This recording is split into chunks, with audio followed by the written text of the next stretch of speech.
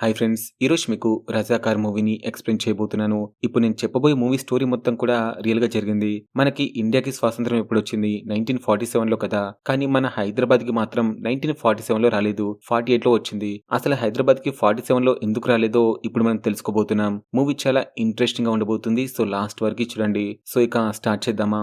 Movie start అవ్వగానే south ఇండియాని specially హైదరాబాద్‌ని పాలించిన సామ్రాజ్యాల గురించి చెప్తూ ఉంటారు. ముందుగా ఇక్ష్వాకులు, మౌర్యులు అలాగే కాకతీయులు రూల్ చేసిన రోజుల్లో ప్రజలందరూ కలిసిమెలిసి ఎలాంటి భాషా భేదం లేకుండా అన్ని భాషలు మాట్లాడుకుంటూ హ్యాపీగా ఉండేవారు. కానీ ఎప్పుడైతే సుల్తాన్స్ ఇండియాలో అడుగు పెట్టారో వెంటనే సౌత్ పార్ట్ ఆఫ్ ఇండియాని ఆక్రమించి గుల్బర్గాని క్యాపిటల్ గా చేసుకుని వాళ్ళ పర్షియన్ భాషని అఫీషియల్ భాషగా ప్రకటించారు. వీళ్ళ తర్వాత మొఘలులు, కుతుబ్ షాయిస్ వాళ్ళు పరిపాలించారు. అలా చాలా కాలం తర్వాత ఔరంగజేబ్ రాజుగా ఉన్నప్పుడు పర్షియన్ దేశం నుంచి ఫస్ట్ నిజామైన మీర్ కమరుద్దీన్ ఖాన్ అనే వ్యక్తి మైగ్రేట్ అయి సౌత్ ఇండియాకి వచ్చాడు. రాగాని సుబేదర్ గా పనిచేసి ఔరంగజేబ్ అలాగే ఆయన కొడుకులు చనిపోయిన తర్వాత కమరుద్దీన్ రాజుగా మారి ఔరంగాబాద్ ని క్యాపిటల్ గా చేసుకుని రూల్ చేయడం స్టార్ట్ చేశాడు. ఆయన తర్వాత సెకండ్ నిజాం రాజైన మీర్ అలీ ఖాన్ హైదరాబాద్ ని క్యాపిటల్ గా చేసుకుని రూల్ చేశాడు. ఆయన రూలింగ్ లో ఉన్నప్పుడు జనాల నుండి చాలా ట్యాక్స్ వసూలు చేసేవాడు. అదే ట్యాక్స్ ని బ్రిటిష్ వాళ్ళకి కట్టేవాడు. ఇక ఫోర్త్ నిజామైన మీర్ ఫర్కుదా అలీ కాలంలో నిజాంలు బ్రిటిష్ వాళ్ళు కలిసి ప్రజల్ని బానిసలుగా చేసుకున్నారు. నెక్స్ట్ ఫిఫ్త్ నిజాం రాజు రూలింగ్ టైంలో ఒక వ్యక్తి బ్రిటిష్ కి అలాగే నిజాం కి వ్యతిరేకంగా పోరాడుతూ వచ్చాడు. ఆయనే గోండు పెద్ద పులి రామ్జీ గోండ్. ఈయన ప్రజల్లో ధైర్యం నింపి జల్ జంగల్ జమీన్ అనే నినాదంతో వాళ్ళకి వ్యతిరేకంగా పోరాడతాడు. దాంతో రామ్జీని అలాగే మిగతా జనాన్ని మొత్తం 1000 మందిని ఒక చెట్టుకు ఉరితీసి చంపేస్తారు. ఈ సంఘటనని చూసి చాలా మంది ప్రజలు భయపడిపోయి నిజాంకి తలవంచుతారు. నెక్స్ట్ 6వ నిజామైన మెహబూబ్ అలీ కాలంలో జనాలు హ్యాపీగా ఉంటారు. అలాగే హిందువులు ముస్లింలు అని తేడా లేకుండా కలిసిమెలిసి బ్రతికేవారు. ఈ రాజు ఉన్నప్పుడు చాలా మసీదులు గుళ్ళు నిర్మించాడు. ఇక ఫైనల్ గా 7th నిజాం రాజైన మీర్ ఉస్మాన్ అలీ ఖాన్ వచ్చాక మళ్ళీ అంతా చీకటైపోతుంది. హిందువుల గుళ్ళు లేకుండా చేస్తాడు. అలాగే మొత్తం మసీదులే కట్టిస్తాడు. నెక్స్ట్ ఊర్ల పేర్లు కూడా మార్చేస్తాడు. ఎగ్జాంపుల్ ఎలగందని కరీంనగర్ గా, ఇందూర్ని నిజామాబాద్ గా మార్చేస్తాడు. ఎందుకంటే వీడు ఇస్లాం మతాన్ని మాత్రమే నమ్ముతాడు. అందుకే తెలుగు పేర్లు లేకుండా చేస్తాడు. ఆ తర్వాత ఒక ఇస్లాం ఆర్గనైజేషన్ ని స్టార్ట్ చేస్తాడు.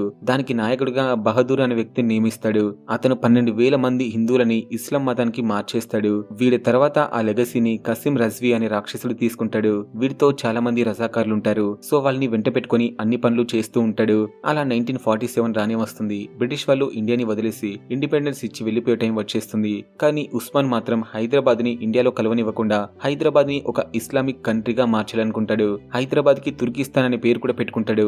అలా 15/8/1947లో ఇండియాకి ఇండిపెండెన్స్ వస్తుంది. కానీ ఇండిపెండెన్స్ రాకముందే కిలా వరంగల్లో ఒక వీరుడు ఇండియా జెండాని ఎగరేస్తాడు. దాంతో రజాకర్లు ఆయన హెడ్ ని తీసేసి వరంగల్లో తిప్పుతారు. ఇక నెక్స్ట్ సీన్ లో మనకి హోమ్ మినిస్టర్ సర్దార్ వల్లభాయ్ పటేల్ ని చూపిస్తారు. మన పటేల్ గారికి హైదరాబాద్ గురించి తెలుస్తుంది. హైదరాబాద్ ఇప్పుడు ఉస్మాన్ ఖాన్ చేతిలో ఉంది కాబట్టి పటేల్ కొంచెం భయపడతాడు. ఎందుకంటే హైదరాబాద్ సౌత్ ఇండియాలో ఉంటుంది, అది కూడా మధ్యలో ఉంటుంది కాబట్టి. సో అదే జరిగితే హైదరాబాద్ మరో ఇస్లామిక్ నేషన్ అవుతుందని పటేల్ గారు భయపడతారు. ఎందుకంటే ఆల్రెడీ పాకిస్తాన్ ఇస్లామిక్ నేషన్ గా ఉంది కదా. సో హైదరాబాద్ అలా అవ్వకూడదని పటేల్ గారు ఆలోచిస్తూ ఉంటారు. నెక్స్ట్ సీన్ లో ఉస్మాన్ ఖాన్ ని చూపిస్తారు. ఉస్మాన్ ఖాన్ కి పటేల్ గారు ఒక లేఖ పంపిస్తారు. ఆ లేఖలో ఇలా ఉంటుంది: చూడు ఉస్మాన్, హైదరాబాద్ ని ఇండియాలో కలపాలి, లేదంటే యుద్ధం జరుగుతుందని చాలా సీరియస్ గా వార్నింగ్ ఇస్తాడు. వెంటనే రజ్వీని పిలిపించి అతనితో అంతా చెప్తాడు. అప్పుడు రజ్వీ అంటాడు, చూడండి సాబ్, ఇండియాలో ఇప్పుడు చాలా గొడవలు జరుగుతూ ఉన్నాయి. ఈ లోపు మనం హైదరాబాద్ ని తుర్కిస్తాన్ లాగా మార్చేద్దామని చెప్తాడు. అవునా, మార్చేద్దామా? సరే, దీనికి జనాలు ఒప్పుకుంటారంటావా అని అడిగితే, ఏమో సాబ్, వాళ్ళు ఒప్పుకుంటారో లేదో తెలీదు, కాకపోతే వాళ్ళందరూ మీ మీద చాలా కోపంగా ఉన్నారని చెప్తాడు.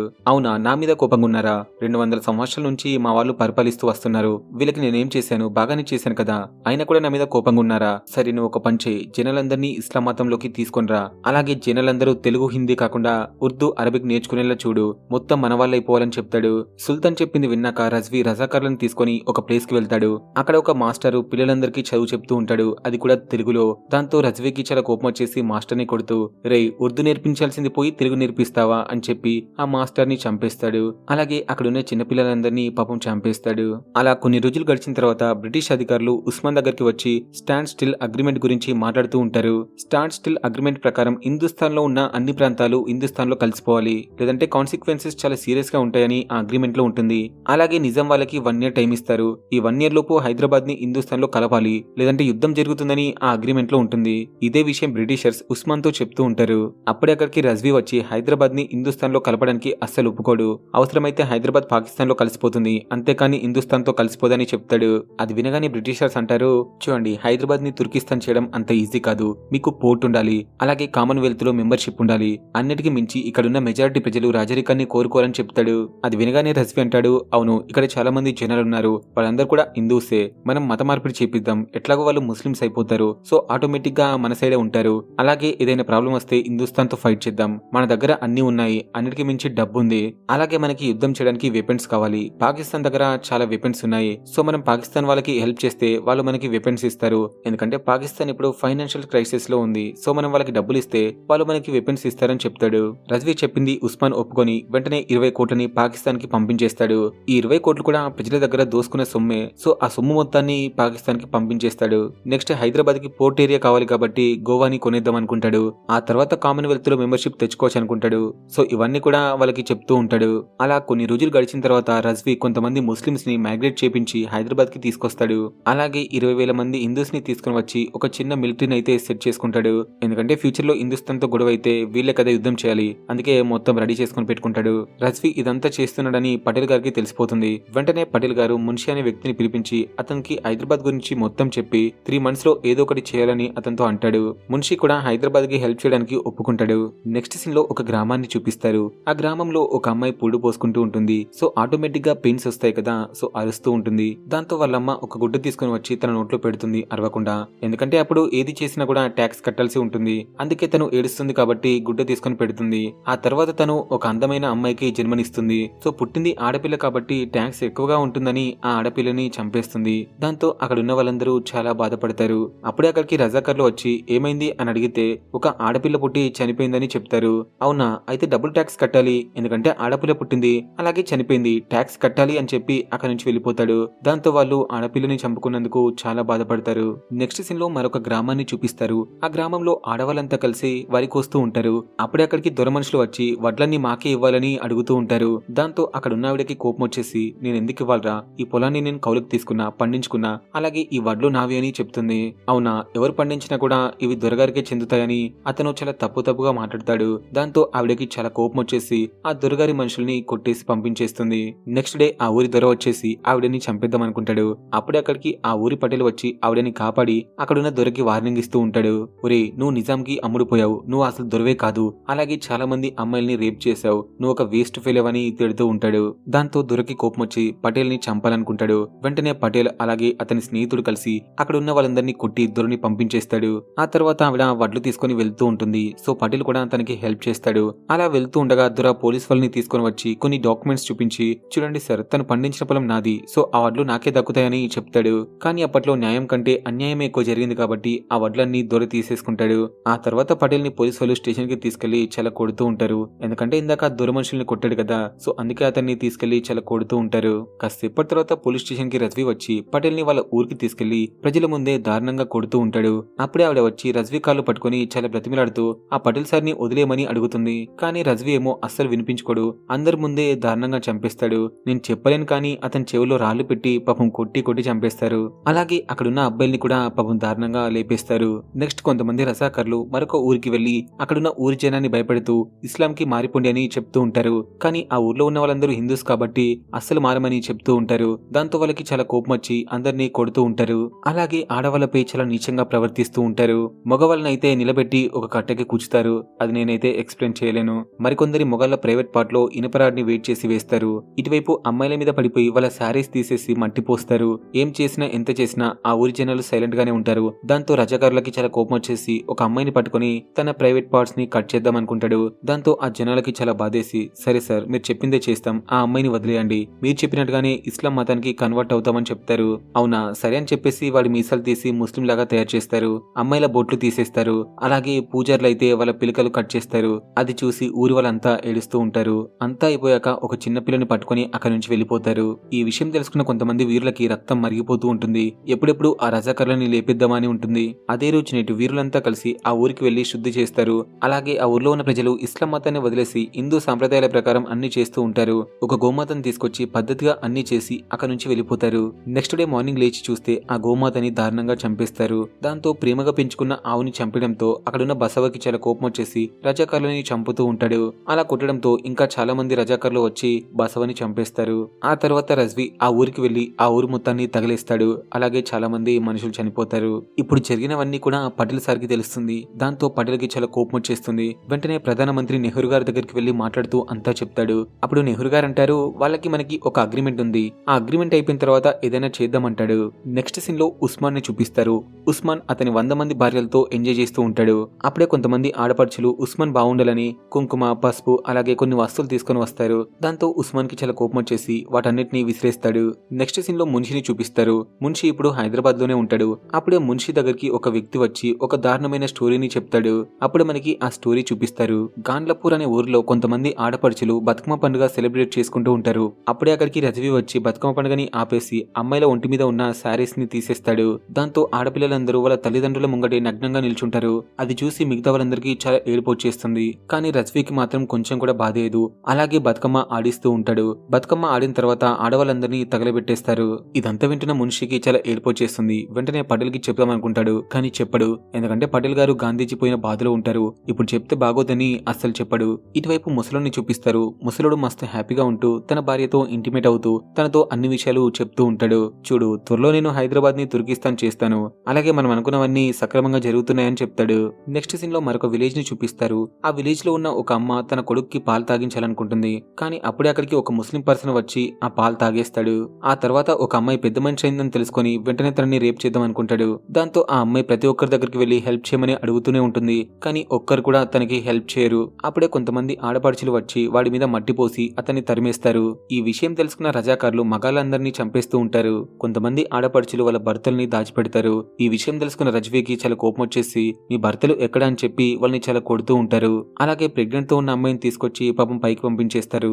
ఆ తర్వాత ప్రతి చోటు వెతికి అబ్బాయిల్ని కనిపెట్టి వాళ్ళని చంపేస్తారు. ఆ తర్వాత అక్కడున్న అమ్మాయిలందరినీ తీసుకెళ్లి వాళ్ళని పాడు చేద్దాం అనుకుంటారు. అది చూసి ఒక ఆవిడకి చాలా కోపం వచ్చేసి ఒక రజాకార్ని చంపేస్తుంది. అలా చంపేయడంతో మిగతా వాళ్ళందరూ ఆగిపోతారు, ఏమీ చేయరు. ఇక రజ్వీకి చాలా కోపం వచ్చేసి అక్కడున్న ఆవిడని చంపేసి అక్కడ నుంచి వెళ్ళిపోతారు. ఇవన్నీ తెలుసుకున్న ఒక ముస్లిం అతను అన్నింటినీ పేపర్లో వేసి ప్రింట్ చేస్తాడు. ఆ న్యూస్ అంతా కూడా స్ప్రెడ్ అవుతుంది. ఈ విషయం తెలుసుకున్న రజ్వీ వెంటనే వాడిని చంపేద్దాం అనుకుంటాడు. సో వాడి కోసం వెతుకుతూ ఉంటారు. అలా కొన్ని రోజులు వెతికిన తర్వాత అతను కనిపిస్తాడు. సో అతన్ని కూడా పైకి పంపించేస్తారు. నెక్స్ట్ సీన్ లో ముగ్గురు ఫ్రెండ్స్ ని చూపిస్తారు. వాళ్ళ ముగ్గురు ఒక మంచి ప్లాన్ వేసుకుని ముసలిని లేపేద్దాం అనుకుంటారు. కానీ వాళ్ళు వేసుకున్న ప్లాన్ ఫెయిల్ అయిపోతుంది. అతను దొరికిపోతాడు. ఆయన వేసిన బాంబు ఎక్కడో పడుతుంది, ఆ ముసలోడి మీద పడదు. సో అందుకే దొరికిపోతాడు. ఆ తర్వాత అతన్ని స్టేషన్ కి తీసుకెళ్లి మస్తు కొట్టి అతన్ని కూడా పైకి పంపించేస్తారు. నెక్స్ట్ సీన్ లో రజ్వీని చూపిస్తారు. రజ్వీ ఇప్పుడు ప్రజల దగ్గర ఎక్కువ సొమ్ముని దోచుకుంటూ ఉంటాడు. అంటే ట్యాక్స్ ఎక్కువగా కట్టించుకుంటూ ఉంటాడు. ఒకవేళ హైదరాబాద్ హిందుస్థాన్ లో కలిసిపోతే వీడు పారిపోవడానికి ముందుగానే ప్లాన్ చేసి పెట్టుకుంటాడు. సో అందుకే డబ్బు కావాలి కదా, అందుకే ఎక్కువ ట్యాక్స్ కట్టించుకుంటూ ఉంటాడు. కానీ ఈ ఊర్లో ఉన్న ప్రజలు ట్యాక్స్ కట్టకూడదని డిసైడ్ అవుతారు. ఎవరు వచ్చినా ఎంతమంది వచ్చినా ఎదుర్కోవడానికి సిద్ధంగా ఉంటారు. నెక్స్ట్ డే నుంచి ప్రాక్టీస్ చేస్తూ ఉంటారు. వాళ్ళు రాగానే అటాక్ చేద్దామని సిద్ధంగా ఉంటారు. అలా ఒక రోజు రజాకార్లు వాళ్ళ ఊరికి వచ్చేస్తారు. రాగానే వీళ్ళు సీక్రెట్ గా ఉండి అటాక్ చేస్తూ ఉంటారు. వాళ్ళు కూడా చాలా మందిని చంపేస్తారు. వీళ్ళు కూడా చాలా మందిని లేపేస్తారు. మొత్తానికి ఊరి జనాలే చాలా మంది చనిపోతారు. అయినా కూడా పట్టు విడవకుండా అటాక్ చేస్తూనే ఉంటారు. ఈ గొడవ గురించి కలెక్టర్ కి తెలియగానే ఆ ఊరిపై చాలా కోపంగా ఉంటాడు. వెంటనే ఆ ఊరికి రావాల్సిన అన్ని సప్లైస్ ని బ్యాన్ చేస్తాడు. సో రైస్ నుంచి మొదలు పెడితే ప్రతి ఒక్కటి కూడా ఆ ఊరికి వెళ్లకుండా అడ్డుకుంటారు. దాంతో ఆ ఊర్లో ఉన్న వాళ్ళు చాలా మంది అన్నం తినకుండానే చనిపోతారు. కొంతమందికి ఏం తినాలో కూడా తెలియక మట్టి తింటూ ఉంటారు. అలా కొన్ని రోజులు గడిచిన తర్వాత రజాకార్లు ఆ ఊరికి వెళ్లి ఊరు మొత్తాన్ని పైకి పంపించేస్తారు. చిన్న పిల్లలతో సహా అందరినీ లేపేస్తారు. ఇలాంటి ఊర్లు చాలా ఉంటాయి. ఆ ఊర్లు కూడా రజాకార్లకి ఎదురు తిరుగుతాయి. సో వాళ్ళు కూడా అందరినీ లేపేసి పైకి పంపించేస్తారు. ఈ విషయాలన్నీ కూడా పటేల్ కి తెలుస్తూ ఉంటాయి. సో పటేల్ కూడా చాలా బాధపడుతూ ఉంటాడు. వెంటనే ఒక ఆర్మీని రెడీ చేసి హైదరాబాద్ కి పంపించాలనుకుంటాడు. ఎందుకంటే ఇవన్నీ చూసి తట్టుకోడు, చాలా బాధపడుతూ ఉంటాడు. వెంటనే పార్లమెంట్ కి వెళ్లి బహిరంగంగా స్పీచ్ ఇస్తూ, చూడండి హైదరాబాద్ ఇప్పుడు చాలా దారుణమైన స్థితిలో ఉంది, మన స్టేట్మెంట్ ని ఎవరు పట్టించుకోవట్లేదు, అలాగే నిజాం వాళ్ళు రజాకార్లని అదుపు చేయలేకపోతున్నారు, అందుకే నేను ఆర్మీని పంపించాలనుకుంటున్నా అని పార్లమెంట్ లో గట్టిగా స్పీచ్ ఇస్తాడు. ఈ విషయం తెలుసుకున్న నెహ్రూ గారు వెంటనే మీటింగ్ అరేంజ్ చేస్తాడు. ఆ మీటింగ్ లో నెహ్రూ అందరినీ తిడుతూ ఉంటాడు.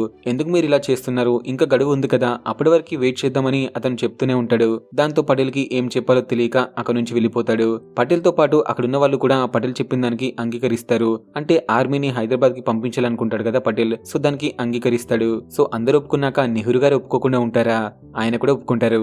నెక్స్ట్ హిందుస్థాన్ నుంచి వీళ్ళకి ఒక లెటర్ అయితే వస్తుంది. ఆ లెటర్ లో చాలా విషయాలు అయితే ఉంటాయి. యాక్చువల్ గా నిజాం వాళ్ళు ఒక వ్యక్తిని ప్రైమ్ మినిస్టర్ గా ఎంచుకొని పెట్టుకుంటారు. వాడి పేరు అలీ ఖాన్. ఇప్పుడు వాడిని తప్పించాలని ఆ లెటర్ లో ఉంటుంది. సెకండ్ వచ్చేసి ఆర్మీ వాళ్ళు వస్తున్నారు కదా, వాళ్ళకి స్థావరాల్ని ఏర్పాటు చేయమని అడుగుతారు. సో ఇదంతా కూడా లేఖలో ఉంటుంది. ఈ లేఖను చూసిన తర్వాత ఆ ముసలోడికి చాలా కోపం వచ్చేస్తుంది. ఇదంతా రజ్వీకి తెలిసి ముసలోడిని కూల్ చేస్తూ ఉంటాడు. మీరేం బాధపడకండి సాబ్, అంతా నేను చూసుకుంటాను. ఆ ఆర్మీ వాళ్ళు ఏమీ చేయలేరు, వాళ్ళు జీతం కోసం పనిచేస్తారు చేస్తారు. కానీ మన దగ్గర ఉన్న సైన్యం మతం కోసం పనిచేస్తుంది. సో మీరేం బాధపడకండి, మనమే గెలుస్తామని చెప్తాడు. నెక్స్ట్ ఆ ముసలోడు ఖజానాని ఇంగ్లాండ్కి పంపించేస్తాడు. ఒకవేళ హిందుస్థాన్ గెలిస్తే ఖజానా మొత్తం తీసేసుకుంటుంది కదా, అందుకే పంపించేస్తాడు. మరొక వైపు రజ్వీ పటేల్ దగ్గరికి వెళ్లి వార్నింగ్ ఇస్తూ ఉంటాడు. మీ ఆర్మీ హైదరాబాద్ కి వస్తే చాలా మంది హిందువుల్ని చంపేస్తానని బెదిరిస్తాడు. దాంతో పటేల్ కూడా బదులుగా సమాధానం ఇచ్చేసి అతన్ని పంపించేస్తాడు. రజ్వీ వెళ్లిపోగానే పటేల్ ఆర్మీని రెడీ చేసి హైదరాబాద్ కి పంపించేస్తాడు. ఇటువైపు రజ్వీ అలాగే రజాకర్లందరూ కలిసి యుద్ధానికి సిద్ధమవుతూ ఉంటారు. సో పాకిస్తాన్ ని కూడా హెల్ప్ అడుగుతారు. పాకిస్తాన్ వాళ్ళు కూడా చేయడానికి సిద్ధంగా ఉంటారు. అలా కొన్ని రోజులు గడిచిన తర్వాత ఆర్మీ వాళ్ళు వచ్చేస్తారు. సో వెంటనే యుద్ధం స్టార్ట్ చేస్తారు. వాళ్ళపై రజాకర్లు కాల్పులు జరుపుతూ ఉంటారు. వీళ్ళు కూడా చాలా మందిని షూట్ చేసి చంపేస్తూ ఉంటారు. ఆర్మీ రాగానే ప్రజలకి కూడా ధైర్యం వచ్చేస్తుంది. వాళ్ళు కూడా రజాకర్లని కొడుతూ ఉంటారు. అలా హిందుస్థాన్ ఆర్మీ హైదరాబాద్ చుట్టుపక్కల మొత్తం తిరుగుతూ చాలా మంది రజాకర్లని చంపేస్తూ ఉంటుంది. ఇటువైపు పాకిస్తాన్ వాళ్ళు కూడా ఏమీ చేయలేక సైలెంట్ గా ఉంటారు. ఆ తర్వాత రజ్వీ పాకిస్తాన్ కి పారిపోవాలనుకుంటాడు. వెంటనే ముసలుడికి కాల్ చేసి సార్ నన్ను పాకిస్తాన్ కి పంపించమని అడుగుతాడు. కానీ ఆ ముసలుడేమో ఫోన్ పెట్టేస్తాడు. సో రజ్వీకి ఏం చేయాలో అర్థం కాక ఎయిర్పోర్ట్ కి వెళ్తాడు. కానీ ఎయిర్పోర్ట్ లో కూడా అతనికి ఎవరూ హెల్ప్ చేయరు. దాంతో అతనికి మళ్ళీ కోపం వచ్చేసి ఏదో ఒకటి చేయాలనుకుంటాడు. ఇటువైపు ముసలుడు సీక్రెట్ లెటర్స్ ని అలాగే వైర్లెస్ ఇన్ఫర్మేషన్ ని మొత్తాన్ని కూడా తగలబెట్టేస్తాడు. అంటే వీడికి అర్థమైపోయింది నిజాం పాలన ఇక లేదని, కేవలం హిందుస్థానే ఉందని. అందుకే సీక్రెట్స్ అన్ని కూడా తగలబెట్టేస్తాడు. ఇటువైపు రజ్వీ ముస్లిం వాళ్ళందరినీ పిలిపించి ఒక విషయం చెప్తాడు. ఆ ఆర్మీ వచ్చింది నిజాం వాళ్ళని అంతం చేయడానికి కాదు, ఇస్లాం మతాన్ని అంతం చేయడానికి వచ్చారు అని చెప్తాడు. దాంతో ముస్లిం సోదరులకి చాలా కోపం వచ్చి ఆర్మీ వాళ్ళపై అటాక్ చేస్తూ ఉంటారు. సో ఆర్మీ వాళ్ళు కూడా వాళ్ళందరినీ చితక్కొడుతూ ఉంటారు. వాళ్ళకి జనాలు కూడా హెల్ప్ చేస్తూ ఉంటారు. అంతా అయిపోయాక రజ్వీ గారిని తీసుకెళ్లి జైల్లో పెట్టేస్తారు. ఇక హైదరాబాద్ లో ఉన్న జనమంతా సంబరాలు చేసుకుంటూ ఉంటారు. ఇటువైపు ముసలుని చూపిస్తారు. ముసలుడు తన వైఫ్ తో చెప్తూ చాలా బాధపడుతూ ఉంటాడు. నేను రజ్వీని అలాగే చాలా మంది గుంటనక్కల్ని నమ్మి మోసపోయాను అని చెప్తూ చాలా ఏడుస్తూ ఉంటాడు. ఆ తర్వాత రేడియో స్టేషన్ కి వెళ్లి జనాలతో మాట్లాడుతూ ఒక విషయం చెప్తాడు.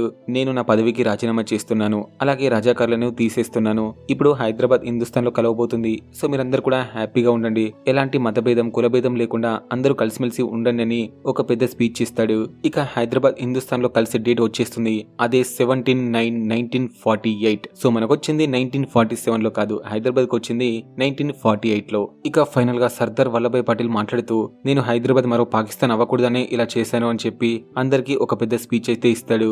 ఇక్కడితో మూవీ అయిపోతుంది ఫ్రెండ్స్. మూవీ ఎలా అనిపించింది, ఎక్స్ప్లెనేషన్ ఎలా ఉంది? అలాగే మన ఛానల్ ని ఫస్ట్ టైం విజిట్ చేస్తున్నట్టయితే ఖచ్చితంగా లైక్ చేసి సబ్స్క్రైబ్ చేసి పెట్టుకోండి.